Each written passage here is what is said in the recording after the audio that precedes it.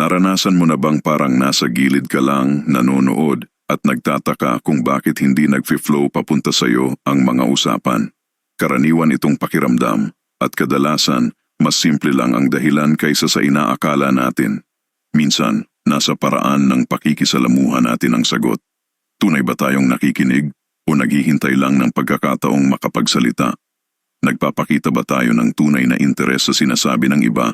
At nagtatanong ba tayo ng mga bukas na tanong na nag-aanyaya sa kanila na magbahagi pa? Pwede rin itong may kinalaman sa sarili nating kumpiyansa. Baka medyo nag-aalangan lang tayong ilabas ang sarili natin. Tandaan, ang pagbuo ng koneksyon ay isang kasanayan. At tulad ng anumang kasanayan, mas gumagaling ito sa patuloy na pagsasanay. Mag-focus sa pagiging present, mausisa at mabait. At mapapansin mo na unti-unting magbubukas ang mga pintuan ng makabuluhang usapan. Salamat sa panonood at kung nakatulong ito sa iyo, huwag kalimutang mag-follow para sa mas marami pang insights.